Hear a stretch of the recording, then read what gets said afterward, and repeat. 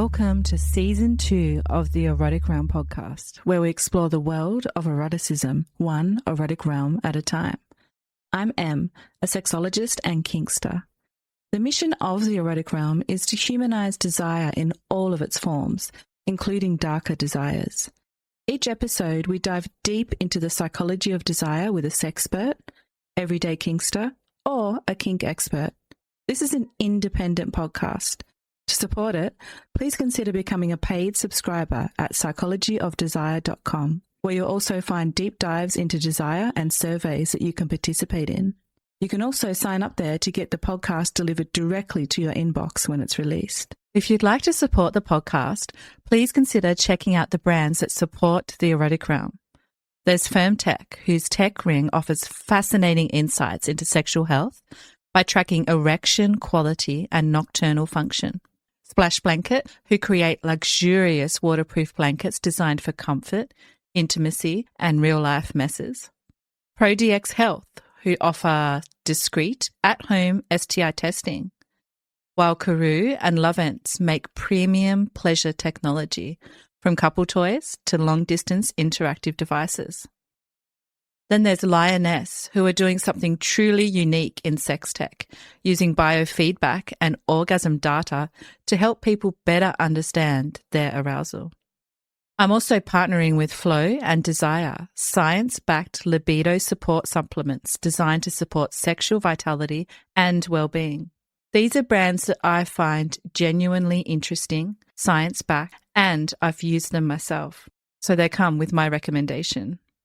You can find the links to all of them in the episode description. If you try them, use the links below. It supports the show at no extra cost to you. And now, back to today's conversation.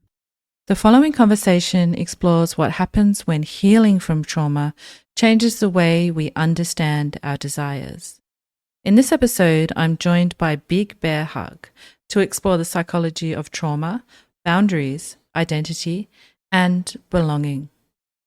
Together we discuss what it means to grow beyond labels, how therapy helped disentangle trauma from authentic desire, and why healing isn't always about becoming someone new, but about creating enough safety to discover who you've been all along. Whether you're exploring kink, recovering from trauma, or simply trying to better understand yourself, I hope that this conversation reminds you that self-discovery is rarely a straight line, and that healing often begins with curiosity rather than certainty.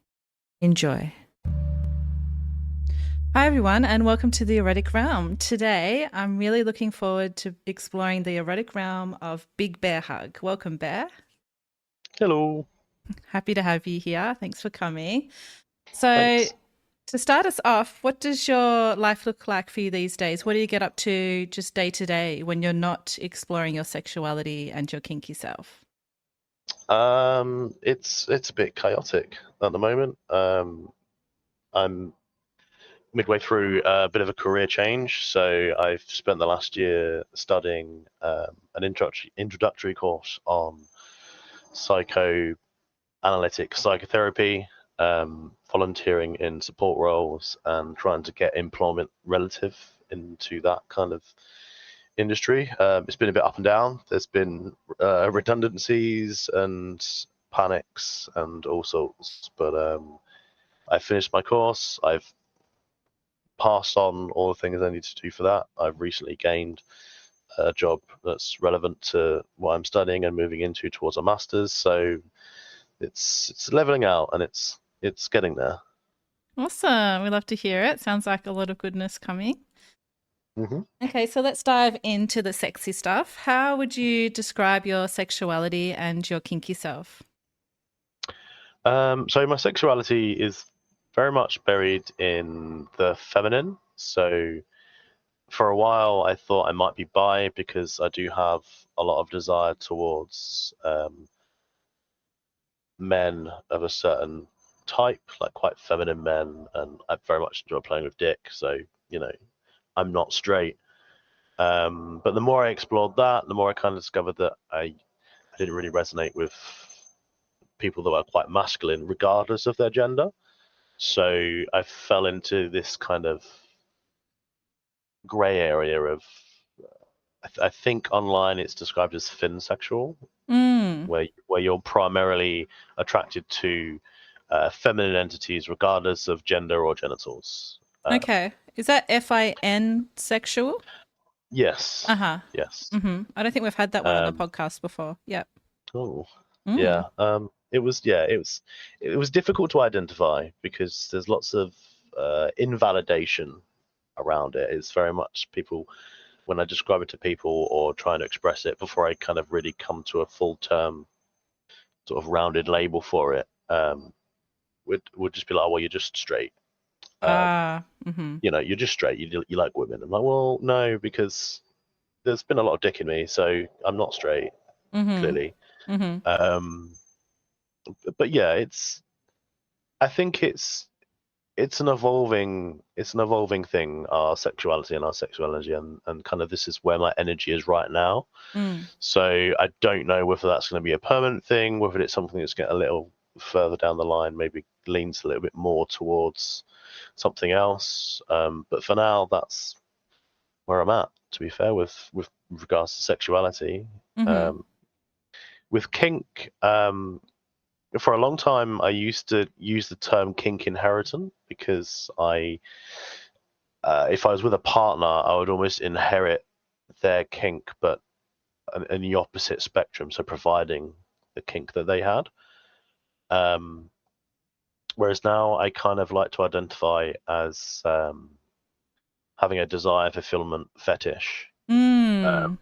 where essentially I can't physically I can make myself climax, but being mentally satisfied, having that sort of real sexual satisfaction only really comes from fully embodying someone's desires. And the more niche that desire, the bigger the payoff I tend to get, the bigger sort of sexual gratification I get.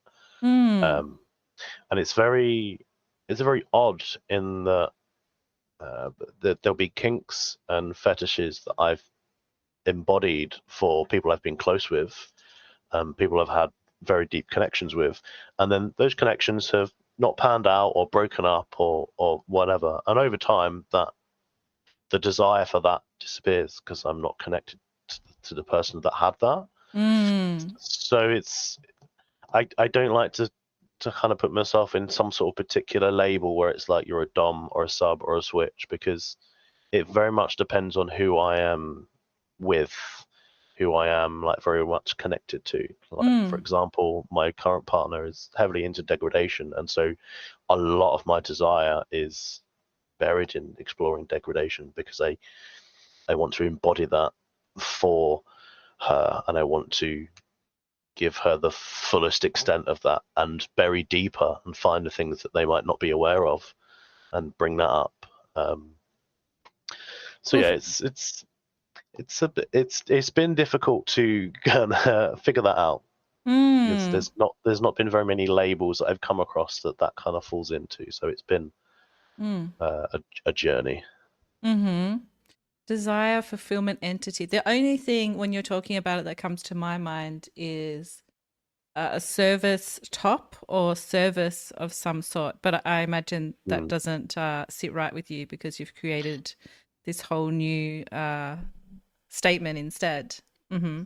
Yeah, I mean, when I initially came into the scene, I thought I fell into like pleasure dom, but then Mm. the more I looked into pleasure dom, I was like, no, because that's still me controlling their pleasure for my own Right.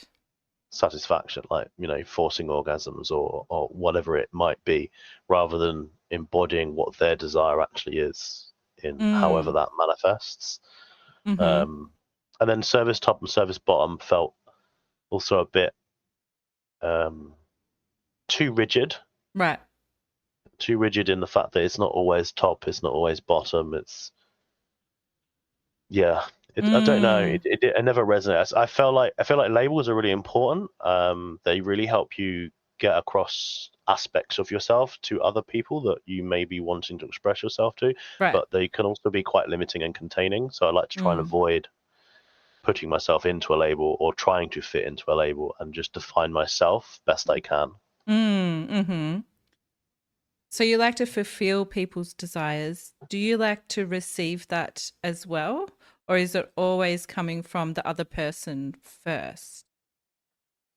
It's a little bit of both. Mm. I've been putting work in the last few years in identifying what desires may be genuinely coming from me, like something that I want. And there's a few, um, but ultimately, yeah, it comes from the person that I'm connected Mm-hmm. to on some level, because there'll be things that I'm not happy to do, things that I have sort of firm limits on, and so I won't want to embody that desire for someone else because it's going against what I'm comfortable with. So Mm. there is an amount of compatibility, but saying that, when I first came into the scene, I thought degradation would be a limit, and that's Mm-hmm. now changed. So who knows Mm. what changes in the future? Mm-hmm. I was just thinking about it then, and a word that came to my mind was dynamic sexual or something like that. Like you're very much about the dynamic between you and someone else, which is Yes. really interesting. Yeah. I know you don't like labels that much, but I noticed that you also identify as queer. Is that hmm because the term pushes back against labels somewhat? Why does queer speak to you if you had to define yourself to someone? I think queer just feels a bit more broad. Mm. I think if I've labeled finsexual, but then I think finsexual might just be too rigid. I feel like there's parts of me that might not completely fit that. So I feel like just being on the queer spectrum feels a Yep. little bit more like, I'm not straight. I'm not this. I'm not that. I'm just kind of figuring that out to some extent. I'm Mm. in Mm-hmm. the middle somewhere. Mm-hmm. Can you take us back to the beginning of your journey? Have you always identified in this way, or looking back now, do you feel like this is how your sexuality has always been, or has it been a process to recognize that? Looking back with hindsight, this is definitely something I've always been, but it's something that's been significantly repressed and denied Mm. on a mental level. I think it wasn't until I started going to therapy in my late 20s. I think I was 28, 29 when I first went into therapy. Um, and there were certainly traits and behaviors that were compulsive, that led to me going into therapy and then discovering sort of more about myself, more about traumas, and my context and my history. And the more I unraveled that, the more things made sense. And then the more I kind of looked at compulsions, excuse me. Um, for example, very, very depressed bear would go online compulsively to flirt with and potentially hook up with men. But then at the point of someone wanting to meet, I'd cut it off. Right.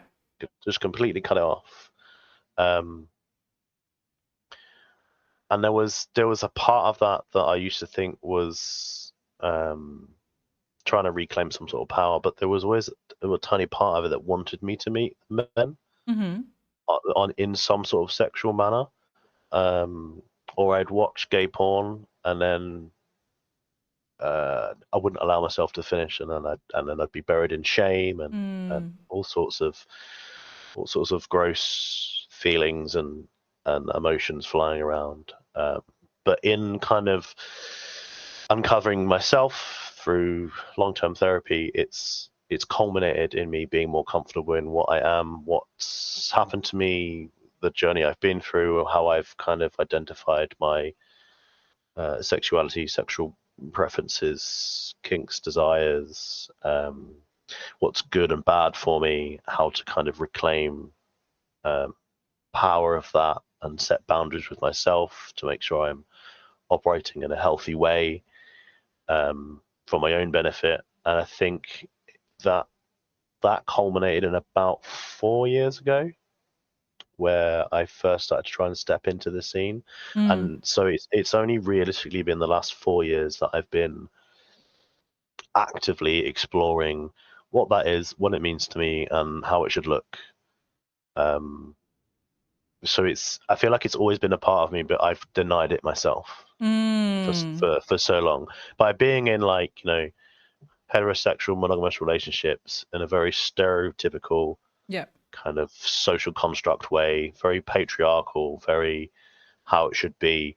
Was never happy, but was always like, well, these other parts of me are wrong, they shouldn't exist, and I should bury that because this is the normal. But I think going through that kind of therapy journey and coming out of it in a positive way has led to the point where I can kind of be a more authentic version of myself and explore these types of scenarios and sexualities and things, and feels good. Yeah. Gotta say, feels good. Yay for no more repression, or less repression. Yeah. It's interesting because you mentioned journey a couple of times, and one of the traditions on the podcast is exploring a quote with you, and today's quote is actually about journey. So it's from the 19th century Austrian poet Rainer Maria Rilke, which I'm sure I'm not pronouncing correctly, apologies. But he once wrote, "The only journey is the journey within." So when you hear that quote, what comes up for you? Do you agree? Do you think that the only real journey that we're on in this life is the journey within ourselves to understand ourselves better? Yeah, I'd agree with that. I think we can all have the same experience, but you're experiencing it completely different in your internal world. So how you're perceiving the outside world is exclusively yours. We're all in the same place. We've all got the same kind of things going on, but the only difference is perspective and context. I think, yeah, I think if you focus on yourself more proactively, you can find that so much more value can be found within yourself, and that's the most important journey that you should be going on. I think people that don't go through that, people that miss that, they end up being quite stuck, Right. mentally and kind of practically in life. They feel quite stuck, which is a real shame. But yeah, I think it makes sense. And you mentioned that you started exploring the kink world in particular, I believe, about 4 years ago. What was Yeah. happening for you 4 years ago? What was the catalyst behind that exploration? What changed? It again, it was therapy. It was we'd reached a point, essentially acknowledging the largest kind of quadrant of trauma for me is very much buried in kink being experienced in a very negative, non-consensual way at a very young age.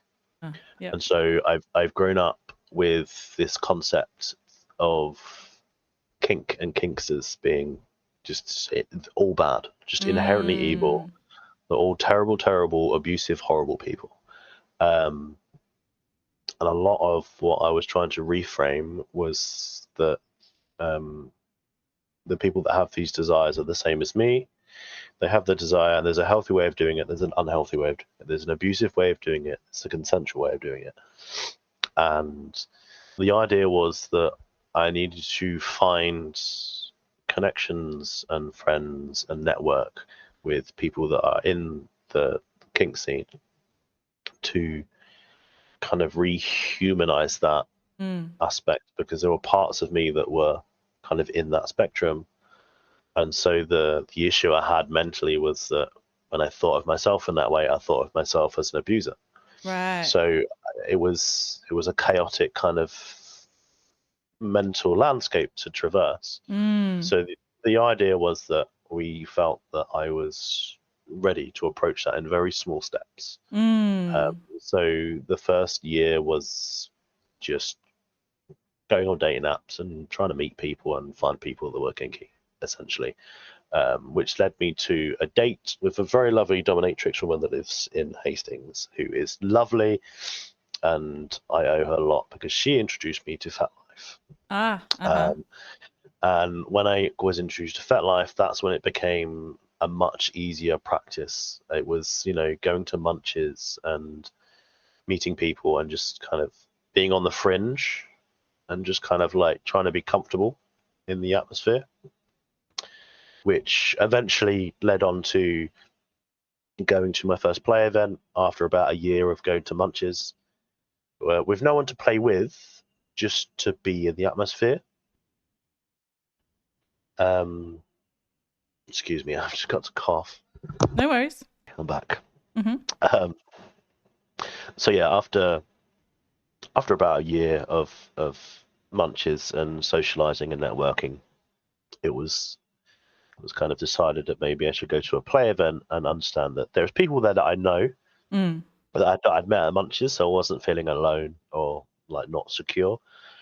But then also going with the mindset of being like, people are going to be playing, and I'm not expected to play with them. And just be around it and see how I felt. And it felt fine.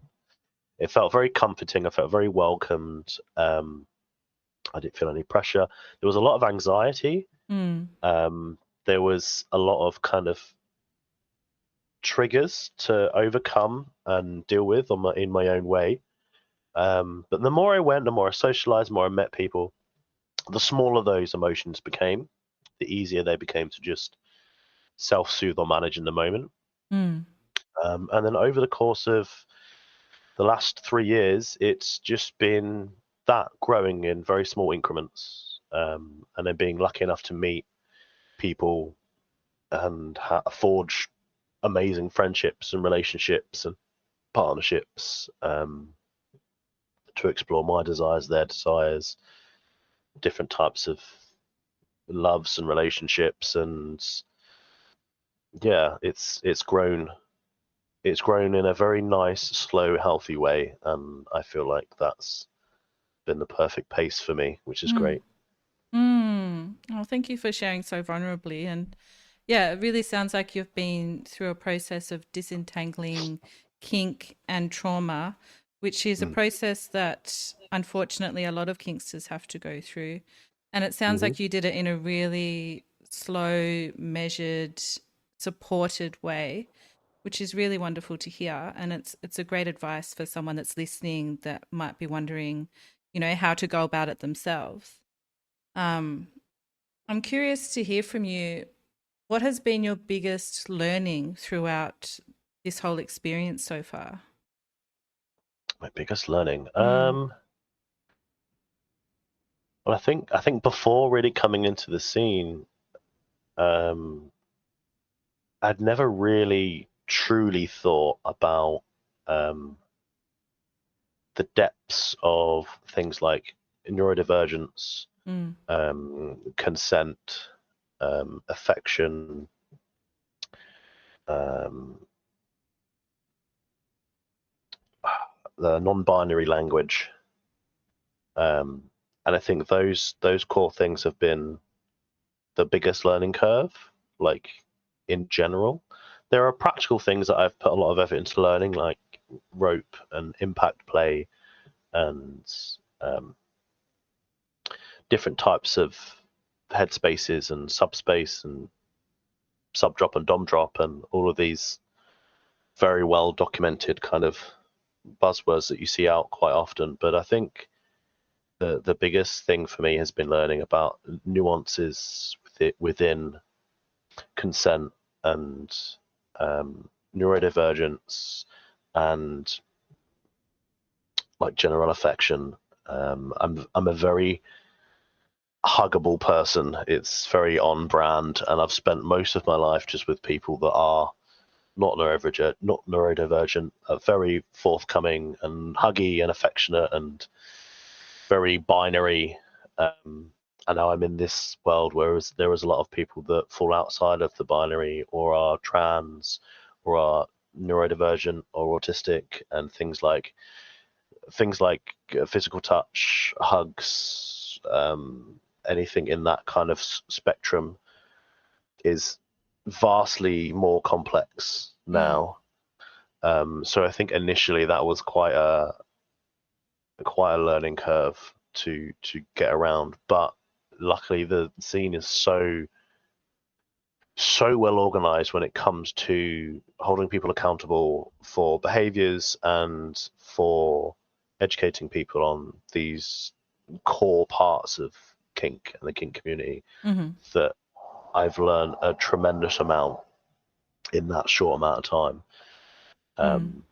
That has massively helped me not only like reassess my own boundaries, but appreciate how to approach people that are maybe not like me. I think I spent a lot of my life assuming everyone's very similar to me. They're very like, hey, how are you? New person, hug. Whereas now I'm very much more aware about different people in different mindsets, may or may not appreciate certain actions and certain forthcoming things like hugs and hellos and all those very outgoing traits that I have. So yeah, I think that's been the most important thing for me, and it's been something that's come from so many different avenues and so many different ways through FetLife and through the people that I've met and different conversations. That's probably where I've learned the most. Sounds like a lot of learning. So you mentioned that part of your process has been going to kink events and working through triggers in those spaces. And I'd like to ask you a little bit more about that if you're comfortable, because quite often we've been hearing on the podcast that, people realize they're kinky and then they go to their first event and it feels like home. But your experience, and I'm sure many others, is that it didn't exactly feel like home. There was this other, triggered emotions going on for you. So if you're comfortable with it, can you take us through what it feels like to be triggered in a kinky space and how you work through it? Yeah. It initially, when I first started going to events, it just puts you on high alert. It's like it's almost like there's a spotlight on you.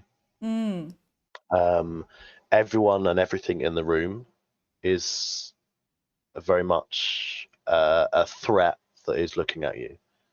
And it's very, it's distressing, but in a way that I know it's coming from me. Right. It might be different for someone who's maybe not unraveled so much of their own kind of context, and I can see how it could be very overwhelming. And it does feel quite overwhelming. But it's just a case of respecting your body and your emotional state. I don't go to a play event without being the person that got myself there. So I will drive to an event. That was something that I put in place like as a boundary for myself when I first started exploring, but I've maintained it because I don't know if I'm going to have a bad day, or someone might do or say something in a very specific way, or I might get a message from someone, or something might happen that triggers me in a way that I didn't expect, and that will make me a little bit more sensitive to what's going on around me, and I might just want to leave. So for me, it's very important that if I'm going to explore these spaces, I have to have control over myself being there, and my room and the removal of me being there. I can't be catching a lift, for example, to an event, because as much as whoever gave me a lift would be more than happy if I said, hey, I'm not feeling it, could we go? There's so much pressure on that question, because there's always that people pleasing part of you. It's like, I don't want to ruin their night. I don't want to they've only been here for an hour. They're going to want to play and do that. So you kind of sacrifice yourself to an extent until it becomes very unbearable, to the point where other people are noticing, that you're in distress. So I think my biggest advice to anyone who's exploring this in a very gentle way is make sure you're in control of how you're getting to and from that venue, so that you can just exit. And it's not bad for you to just leave. There was an event I went to in the early days. I was only there for about half an hour. I paid £15 to get in, and within half an hour I was like, I need to go. And I just need to go. I'm gone. See you later. In the car. Go home. But I went, and that was the important step. Yep. And then, after the panic subsides, after the emotions have been processed, after you've sat with it, you can then look at it and say, okay, like, that felt awful, but in reality, nothing bad happened. I was not actually hurt or harmed in any way. Everyone was very kind. Everyone understood that I was leaving. People checked on me when I left, after I left, or the morning after. I'm looking at those things, how people responded to my actions and checked in on me. I'm saying, look, these people have shown care, shown genuine empathy. So this space is not a threat. And physically saying that to myself out loud after having processed it helps me kind of really sit with it and believe it, and then maybe go again another time. But you also have to recognize, there are days where you've planned to go and you may be feeling a bit sensitive. Just don't go. Yep. Just don't do it. It's fine. You don't have to. There's no pressure. And you can also, I have no real choice to explore certain kinks at events because I live with family. So I can't really explore it at home. But I think,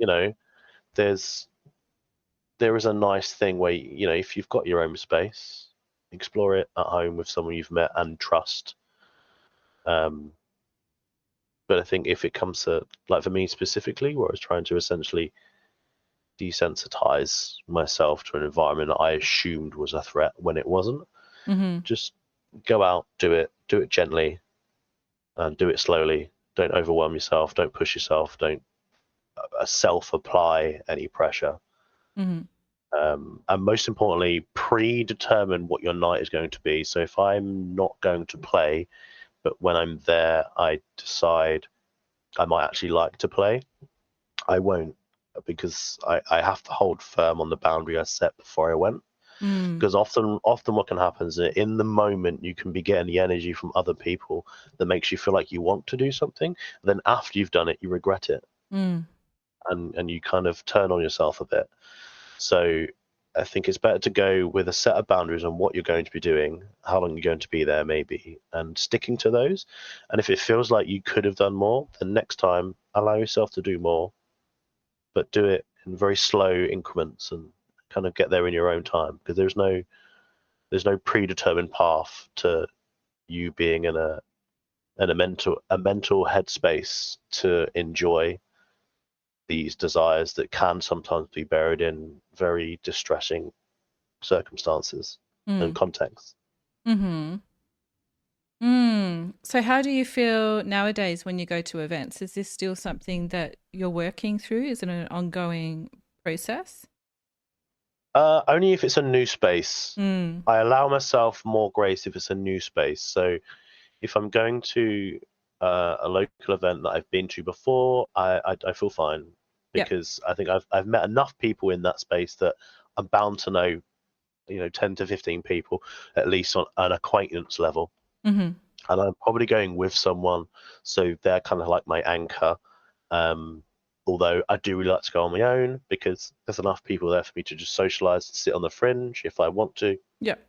But if it's a new space, I will be very much on the sidelines and very cautious, and my guard will be very much up. Because I don't know what that space is and what the people are and what the vibes are. So that will be like a kind of leaning on my boundaries a little bit more, just to kind of get comfortable with it. After one or two times, I might then be comfortable doing more. Mm-hmm. But it very much depends on the space. I still have to go with that kind of precaution. Yep. And for people listening that haven't been to an event, it's perfectly okay just to go and observe, because kinksters will just assume that you're a voyeur, right? And you like to watch. So you Yeah, can and go and just there's suss it out. Mm-hmm. yeah, and there's people that like to just show off. Yeah. They like people watching. I Yeah. like to show off what I can do or my partner can do and take, and it's Mm-hmm. really nice. And Mm-hmm. also, you don't have to watch. You can just be in a social area and chat. There's no pressure to do anything other than be there and be nice. Mm-hmm. Mm-hmm. So how did you find your therapist? Because they sound like they've been a great therapist for you, and also kink-aware, which can be hard for some people to find. Did you seek them out knowing that they were already kink-aware, or did you get lucky in that sense?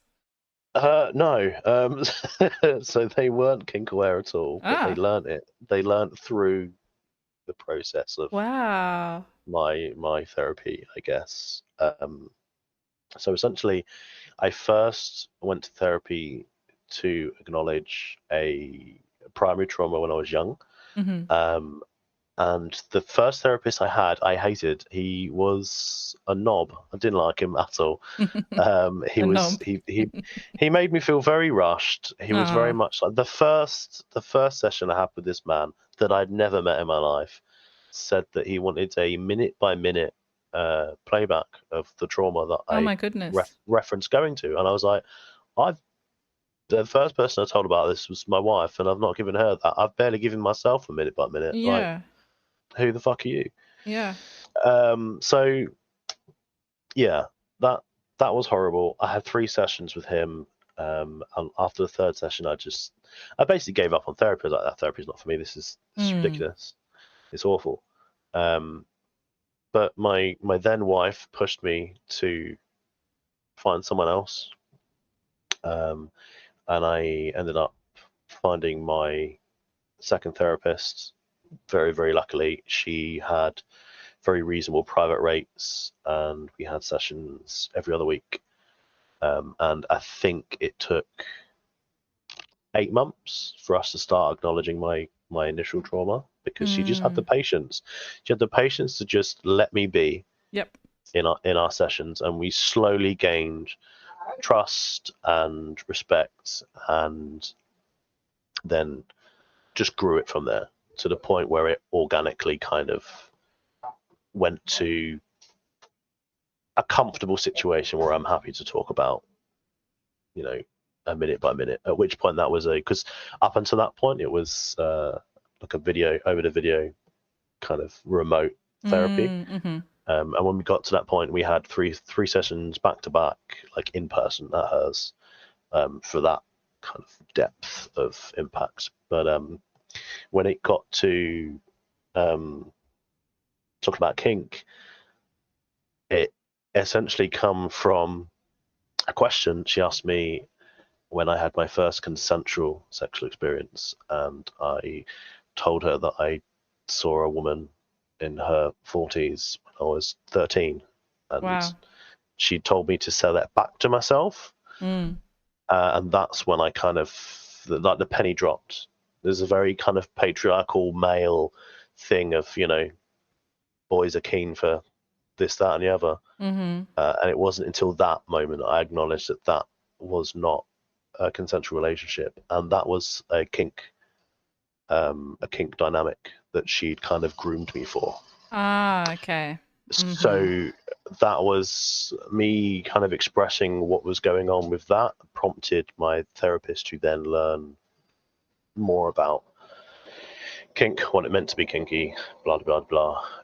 Which I think is really lucky, and I really admire her for that, Yeah. because for someone to not have the context Mm-hmm. of kink and to give it enough grace and compassion to be like, this was horrible, this was abusive, but also there are people that enjoy this. I do think it came around that way maybe because of acknowledging my own desires, sort of Mm. as we continue through therapy. Um, and how important it was for me to acknowledge that I had my own desires and they were not shaped by certain people. So yeah, that's essentially where that came from and how we traveled to that point. So you started the therapeutic process not acknowledging or realizing that you were kinky. Is that right to say? Yeah. Yeah. Okay. Wow. What a process you both went through. Did she outright admit that she didn't have that understanding of kink to you as well as part of the therapeutic process? Yeah. Okay. Wow. Amazing. So powerful. So is this therapeutic process that you went through or you're still going through, I'm not sure, with your therapist, is this the reason why you yourself want to be a therapist now? Pretty much, yeah. I went through a period of time I've been a chef for the longest time, and it's not a rewarding career that I want. So I've been looking for another one, and I think as I was getting to the end of my therapy, I say the end, I occasionally have a session with her when I feel I need one, but I'm not consistently seeing her. Haven't been for the last couple of years, which is nice in a way. But it's nice to have at least a 6-monthly kind of check-in. But yeah, I think it's important to have someone in a therapeutic profession that has an understanding for not only kink and fetish but also non-monogamy. I've heard so many horror stories of people that have gone into therapy and the therapist assumes that the non-monogamy or the kink is the reason they have their issues and things to resolve, because they just don't understand it and they are maybe too ignorant to learn about it. So yeah, it's definitely been an influence, I would say, into choosing that as a new career path. Amazing. Are you planning on working with kinksters and people in queer relationships in particular, or you're not sure? I'd like to, yeah. The overall plan is to get qualified, be accredited. I'd like to spend a few years just working for the NHS and building, a wealth of experience. And maybe after a few years, just opening a side private practice where I can kind of specifically tailor towards people that are either kinky or non-monogamous or somewhere in that spectrum that are wanting therapy that allows that context to be heard properly. Amazing. You never know where life will take you, huh? Yeah, you never know. So, if you'd have told me this is where I am 5 years ago, I'd have told you to jog on. Jog on. So British. I love it. Okay, so one of the traditions on the podcast is exploring a piece of research with you. So these researchers explored something called self-concept clarity, which is essentially how clearly and confidently people understand who they are.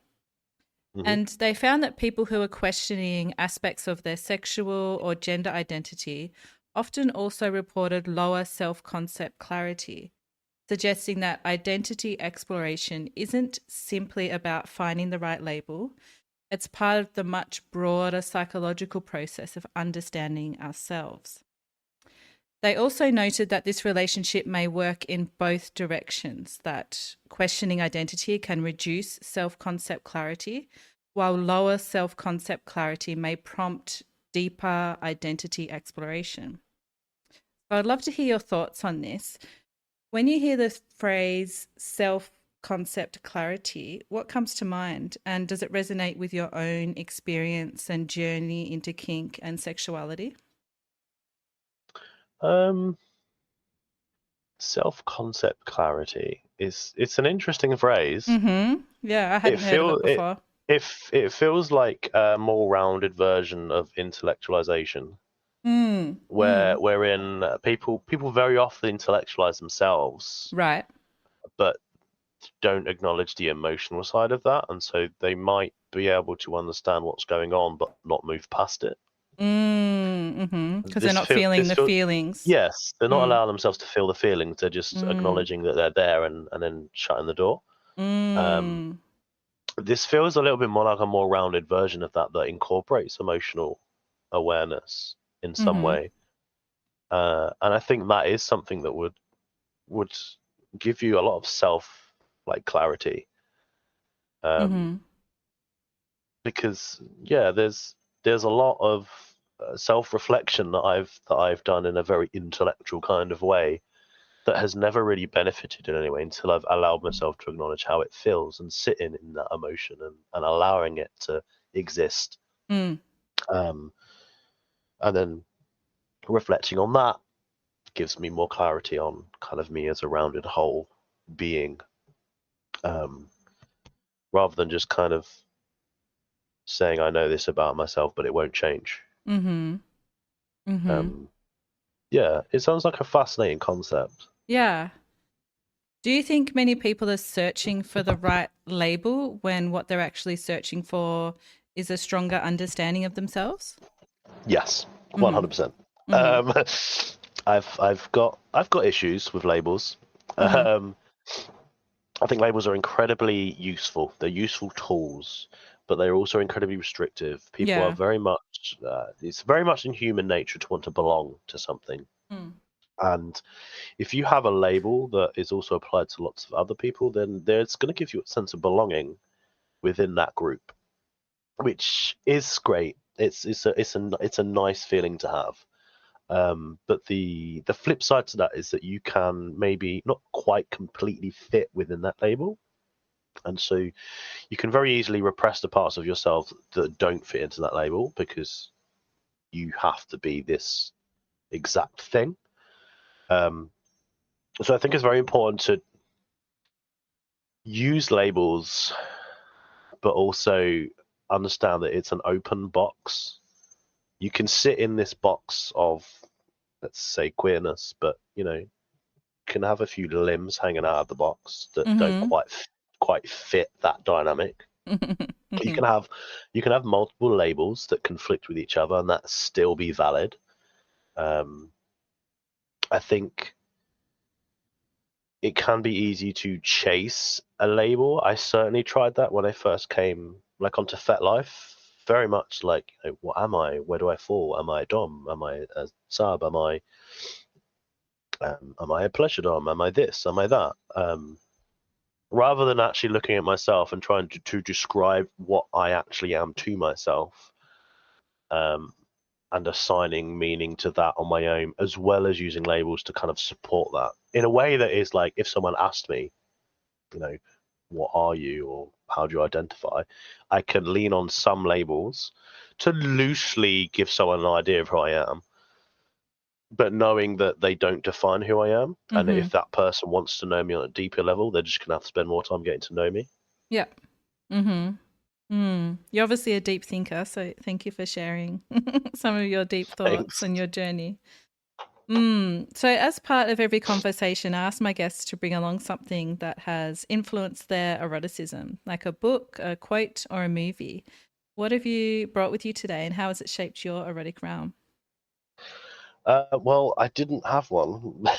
So, because I mean, as we've kind of gone over, it's all been very much something that's come out through acknowledging my own sense of self and yes, I remember you traumas saying and that. therapy journey and whatnot. So it's not, there's no kind of media prompt, if that makes sense. I know a lot of people have these kind of things like, when was your gay awakening? What character in a Disney movie made you question yourself and whatnot? And I just never have, because I've just spent so much of my life with that being so deeply repressed. That one of the biggest parts of my my journey has been allowing myself to feel certain emotions, because they just haven't been existing, naturally haven't been existing. I have to kind of acknowledge my behaviors and urges and then use that to identify thoughts, and then I can feel what I need to feel, which has become easier and easier over the years. But there are still, it depends how big the emotion is. I can feel sad if I feel a little bit sad, but if it's a very big sad, then that manifests in behaviors and urges and desires that need to be addressed and then drawn out and then felt. So I think I've spent so much of my life just not acknowledging a lot on like as an automatic psychological defense that I've not had the same kind of awakening ritual, I guess, as most people have had. And yet I imagine there are still a lot of people that have had an experience like you with the disentanglement of trauma and sexuality and kink. So the fact that you've gone through this process and still disentangling that and being so open about it and so self-reflective, I'm sure you're going to be an amazing therapist. Yeah, Thank you. 100%. Okay, so I wanted to focus in on an amazing experience that you've had now. I always ask my guests about a peak erotic experience that they've had, a moment that's really stayed with them throughout their journey. Do you have something that has stayed with you that you're happy to share? Yes. Yeah, I'd say so. So I think for me it's there was a point of play where one of my partners, I've managed to achieve them being in subspace through very long drawn out sexual play, but the peak experience I had was the first time I managed to get her into subspace outside of sexual play, so purely impact and presence and dynamic and power exchange and all of that lovely stuff.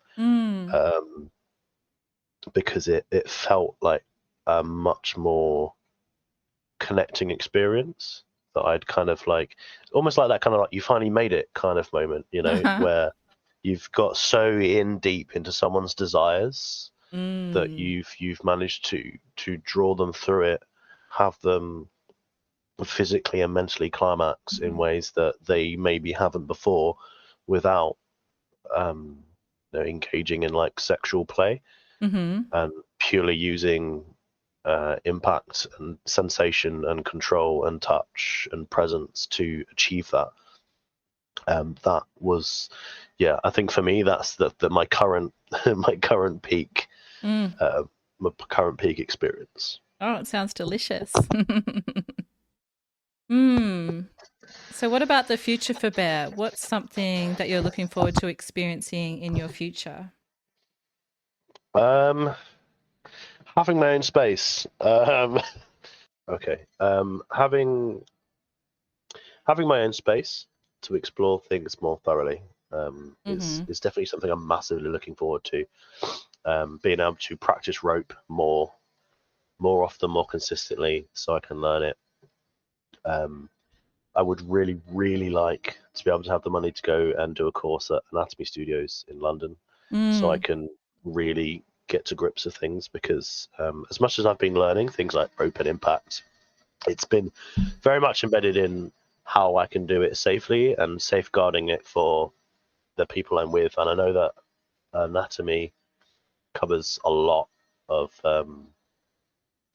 safety with regards to bodies and body types. And I have two partners with vastly different body types and medical histories. And I would love to be able to deliver rope to people in different ways that is going to be delivering exactly what they want in their desire, but in a way that has enough knowledge and nuance that I know they're safe. So that's something I'm definitely looking forward to eventually coming to. But yeah, I think the primary thing I want is having my own space again, to have my kind of regain more independence, but ultimately have partners come over and explore kink in a more consistent way. Well, I have a feeling your own space is on its way. Hope so. Yeah. Is there anything else that we haven't covered today that you'd like to speak to? Any other topic or uh, anything else you'd like to share about yourself or share with the listeners? Um,